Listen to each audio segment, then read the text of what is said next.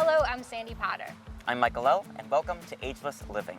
We're excited to be back on the Masonicare campus and bringing you new episodes. Well, many of us schedule our regular physicals and screenings to keep our health in check, but too often we may forget about one key area. That's right. Monitoring our vision and eye health is important at every stage, and even more so in our senior years. Yes, and to find out more, we brought in an expert. I was delighted to speak with Dr. Merna Khilla from Doctor's Eye Center. Let's take a look at our virtual discussion. Hello, Dr. Keila. Thank you so much for joining us here on Ageless Living. Thank you so much for having me. I'm passionate about eye care and I'm passionate about educating our community. So I can't think of a better way to spend my Monday afternoon than right here with you today and talking to everyone. Oh, thank you so much. Well, we are very excited to have you because, we talk a lot about how our bodies go through changes as we age, and that includes our eyes. Why is it so important for us to pay special attention to our eye health? So one of the things that I tell basically every single patient that walks in my door is that I am a firm believer that we only get two eyes and I don't have any spares. So the same set that you're born with is the same set you'll have for the rest of your life.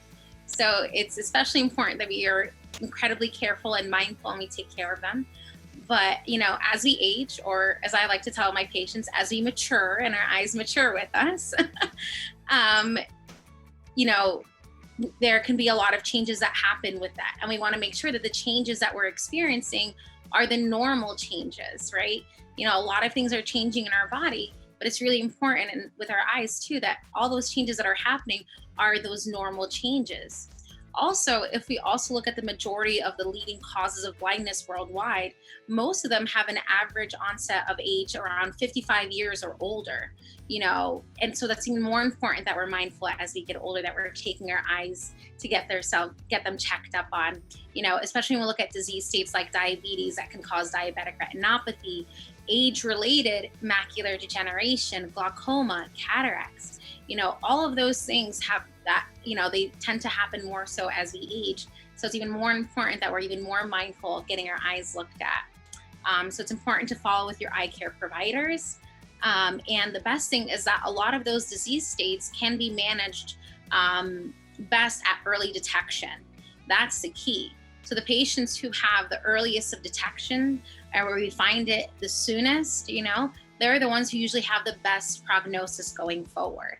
It's the patients who, we don't see for 30 years and they come in when they start noticing problems that they didn't have before. And at that point, it's just damage control. But if you're coming in routinely, we can pick up on those fine, small changes year to year. And that's how we can prevent those later stages of those diseases. We don't want to wait until things are bad enough for us to do something about it. We want to catch it beforehand. We want to start treatment beforehand. We want to, keep up with you before all that happens. So it's important that the changes that you experience, you get your doctor to look at them to make sure that they're within the norms that you should be experiencing and nothing outside of that. That makes so much sense. And you were mentioning some of the common issues that folks may face or encounter as they're aging. What are some of those again, and what are some of the warning signs that people could look for as well? Yeah. So, I did briefly mention, diabetic retinopathy, which is, specifically from unmanaged or long-term diabetes, glaucoma, macular degeneration, and cataract. So there are some normal changes that, will happen. So first thing that typically happens, that everyone starts to experience is some problems with that up close reading. That's something that typically happens for most people, not everybody. Contrast differences, things aren't as bright as they used to be, things aren't as clear or as crisp as they used to be, and glare issues. So for reading, you always want to make sure you are seeing your doctor to have the most up-to-date prescription. When it comes to contrast, making sure you have strategically placed lamps throughout your home makes a world of a difference. Making sure you have good lighting around you. And with a lot of the glare issues people have, especially at nighttime, headlights in cars start to starburst and halo out. Making sure you have an updated script with a good anti-reflective coating to cut down on that. Specifically with those other disease states with diabetes or diabetic retinopathy, AMD, macular degeneration, and glaucoma and cataracts, what's tough about those things for the most part, is that these disease states are painless. So you don't really feel it. Not only that, is that the changes with them are so minor at first. Slowly but surely, you start to get small changes. And that's usually, with glaucoma, it's side vision. Typically, you start to lose most of your peripheral vision way out here, not very detectable. And once again, it's painless. With diabetic retinopathy, depending on the severity of it, you could have bleeding in other parts of your eyes, but sometimes it could be central loss. And same thing with macular degeneration. It starts off very small, but it's again that central vision loss. But for the most part, again, when you go into your doctor, we're screening for all those things, because once you start to notice those changes and those symptoms, sometimes it's too far gone. So it's about us picking up on it before you start to notice those issues.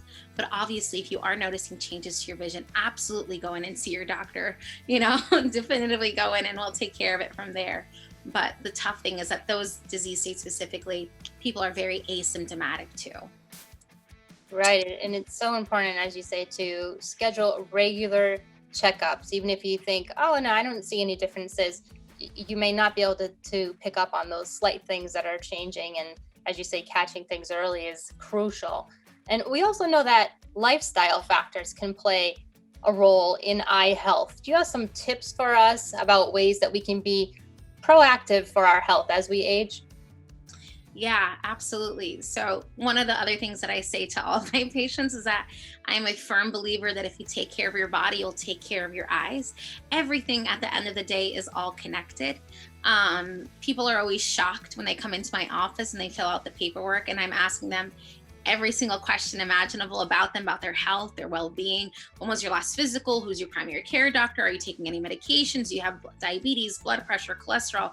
Do you have any inflammatory disease states? All these things. And all those things play a role into the kind of exam that I'm going to provide. So the first thing in taking care of your eyes is you have to take care of your body. So first thing is either establishing care with a primary care doctor. And if you don't, and if you do have one, making sure you're keeping up with your annual physicals, or additionally, if they recommend it. And one of the things that people say is like, oh, well, I don't need to see a doctor because I feel fine.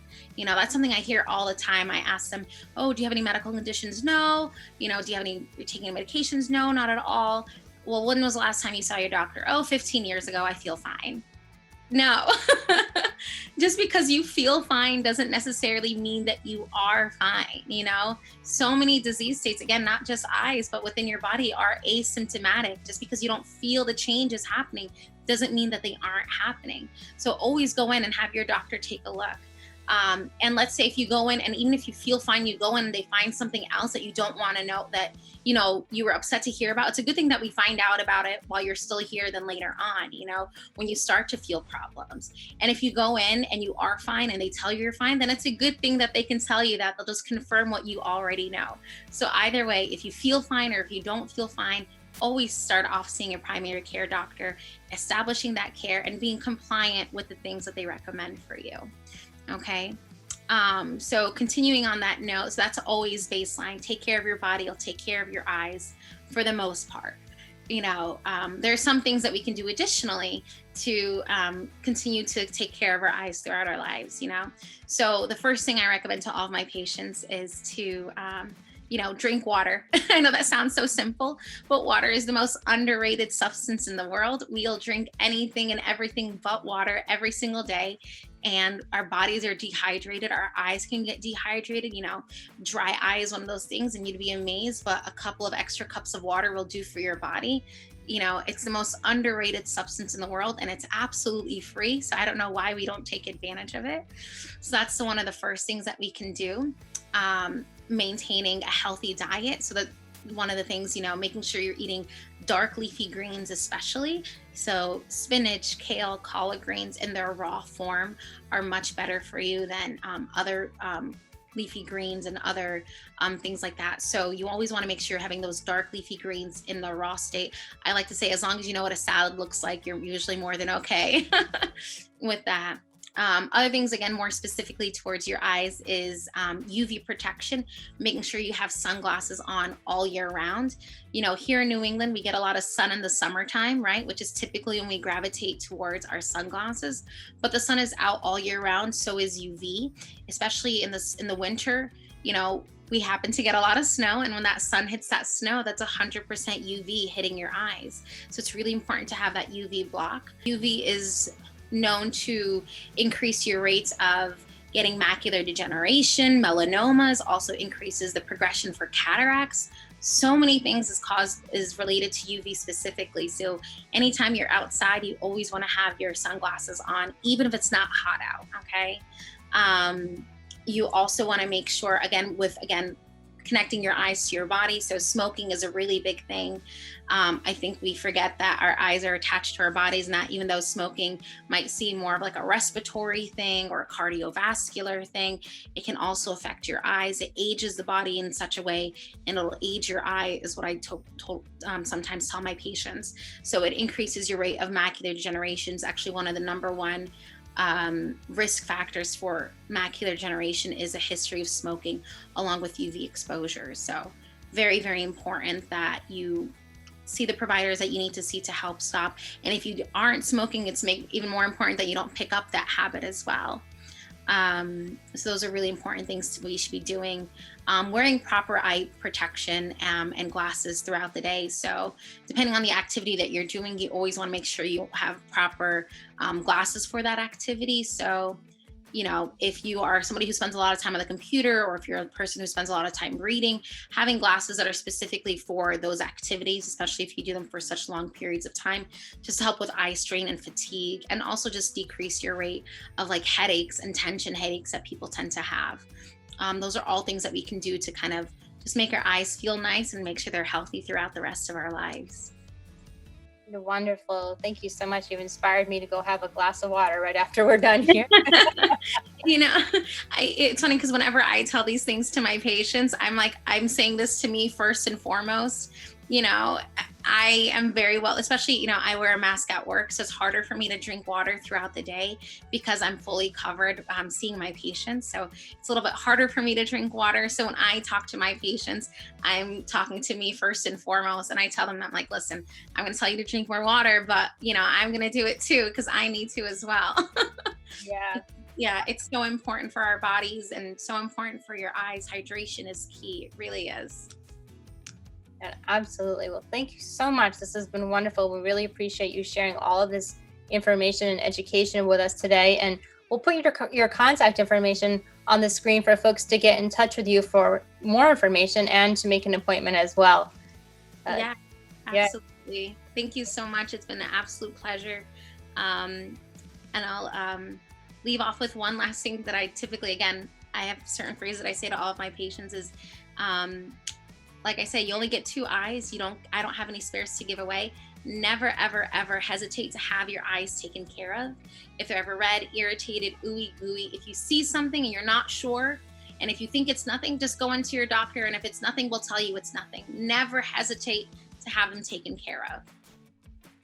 Yeah. So important. Well, thank you again very much, Dr. Keila, and stay well. Thank you. You as well. Thanks so much. And now, let's take a look at what's happening around Masonicare. Kudos to our team members who helped raise money for 2 important causes. To support the Jimmy Fund, which helps save lives and reduce the burden of cancer for patients and families, employees competed in a pizza challenge and even made it to the semifinals. To benefit the Greater New Haven Walk to End Alzheimer's, our Social Accountability Committee held a fundraiser at Hawk Ridge Winery in Watertown, where they raised over $300. Way to go, team! Congratulations to our Masonicare at Mystic Memory Care team members who recently completed the Certified Dementia Practitioner course and are now certified by the National Council of Certified Dementia Practitioners. And congratulations to the latest recipient of the GEM Go the Extra Mile Peer Recognition Award, Sarah, a nurse coordinator at Masonicare at Mystic. The award was presented by Celeste, also director, who nominated Sarah for developing a strong rapport with a resident who happens to be a retired nurse. Thank you, Sarah, for the empathy and kindness you bring to your work and for going above and beyond for those we serve. Thank you so much for joining us for another edition of Ageless Living. We look forward to bringing you more stories about living well as we take this journey together. And until next time, stay well and remember, be ageless. Bye.